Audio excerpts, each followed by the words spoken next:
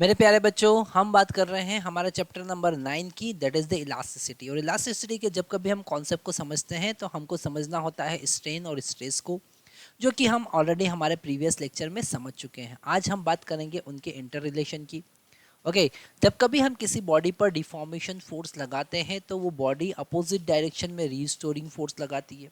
Okay, और जो भी डिफॉर्मेशन होता है इन सब के कॉन्सेप्ट के लिए हमने कुछ पैरामीटर असाइन किए हैं। हमने एक स्ट्रेस की बात की है, फोर्स पर यूनिट एरिया। हमने स्ट्रेन की बात की है, that is deformation per unit length. और उनके इंटर रिलेशन के लिए हमारे पास एक लॉ है, that is called Hooke's law. कौन सा लॉ? Hooke's law. तो आज हम वही पढ़ने वाले हैं। आज हमारे लेक्चर का टॉपिक है हुक्स लॉ। और हुक्स लॉ क्या कह रहा है? हुक्स लॉ कह रहा है कि अगर हम स्ट्रेस की बात करें तो stress is directly proportional to strain. ऐसा ही यहाँ पर हम उसके डेफिनेशन में देख सकते हैं। The stress is and strain are proportional to each other and this is known as Hooke's law. Okay, उसको हम क्या कहेंगे? हुक्स लॉ कहेंगे। यहाँ पर सिंपल सा कॉन्सेप्ट है, stress is directly proportional to strain. अगर हम प्रोपोर्शनली का कांस्टेंट हटाते हैं तो यहाँ पर हमारे पास एक कांस्टेंट आता है के, और जिसको हम कहेंगे इलास्टिसिटी या फिर मॉड्यूलस ऑफ इलास्टिसिटी। क्या कहेंगे? Modulus of elasticity. मतलब हमारे पास सिंपल सा यहाँ पर कॉन्सेप्ट है, stress is equal to modulus of elasticity के इनटू स्ट्रेन।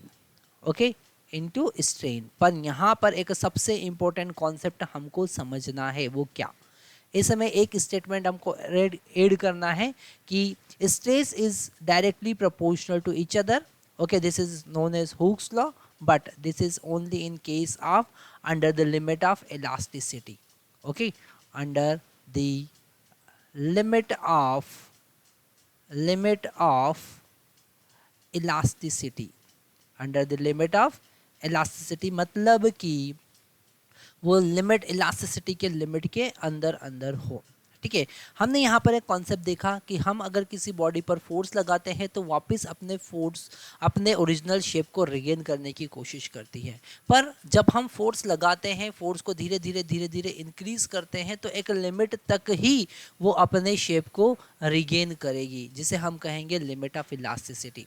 अगर हमने एक लिमिट के बाद में फोर्स लगाया तो वो अपने शेप को रिगेन नहीं करेगी, और वहाँ पर स्ट्रेन और स्ट्रेस एक दूसरे के डायरेक्टली प्रोपोर्शनल नहीं होंगे, वहाँ पर हुक्स लॉ वैलिड नहीं होगा। तो जब कभी हम हुक्स लॉ को डिफाइन करते हैं तो हमको ये स्टेटमेंट जरूर याद रखना है। हमको लिखना है, under the limit of elasticity stress is directly proportional to strain. और यहाँ पर प्रोपोर्शनल का कांस्टेंट हटाते हैं तो एक कांस्टेंट आता है के, जिसको हम कहेंगे मॉड्यूलस ऑफ इलास्टिसिटी। क्या कहेंगे? Modulus of elasticity. अब ये मॉड्यूलस ऑफ इलास्टिसिटी क्या है? मॉड्यूलस ऑफ इलास्टिसिटी, यहाँ पर मॉड्यूलस ऑफ इलास्टिसिटी उस बॉडी का रिस्पॉन्ड बताती है। जैसे स्टील की बात करें तो स्टील का मॉड्यूलस ऑफ इलास्टिसिटी रबड़ या प्लास्टिक के कंपैरिजन में बहुत ज़्यादा होगा। तो ये एक पैरामीटर है जो उसका अपोजिशन बताता है, जो इलास्टिक बिहेवियर बताता है। जितना मॉड्यूलस ऑफ इलास्टिसिटी किसी बॉडी का ज़्यादा होगा वो उतना ज़्यादा अपोज करेगा। स्ट्रेन स्ट्रेस रिलेशनशिप के अकॉर्डिंग वहाँ पर वो उतना ज़्यादा अपोज करेगा। पर और एक वर्ड यहाँ पर हमने वापस से देखना है, under the limit of elasticity. अगर इस मॉड्यूलस ऑफ इलास्टिसिटी का हम यूनिट देखें, ठीक है,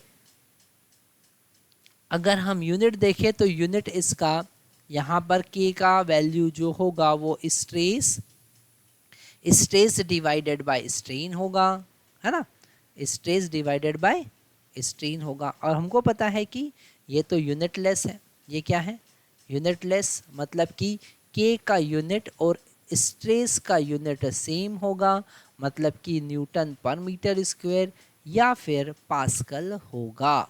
तो मॉड्यूलस ऑफ इलास्टिसिटी, जैसे यंग्स मॉड्यूलस की बात करें हम, बल्क मॉड्यूलस की बात करें हम, शेयर मॉड्यूलस की बात करें, उन सब का यूनिट न्यूटन पर मीटर स्क्वायर या फिर पास्कल होता है। तो यहाँ पर हमने सीखा हुक्स लॉ। हुक्स लॉ में क्या कह रहा है कि स्ट्रेस स्ट्रेन और के बीच में जो रिलेशन है उसको बताता है। यहाँ पर stress is directly proportional to strain और मॉड्यूलस ऑफ इलास्टिसिटी के कॉन्सेप्ट को हमने देखा। नेक्स्ट लॉ में, नेक्स्ट कॉन्सेप्ट में, नेक्स्ट वीडियो में हम बात करने वाले हैं स्ट्रेन स्ट्रेस कर्व की, और जो बहुत ज़्यादा इंपॉर्टेंट है हमको समझना। Thank you very much.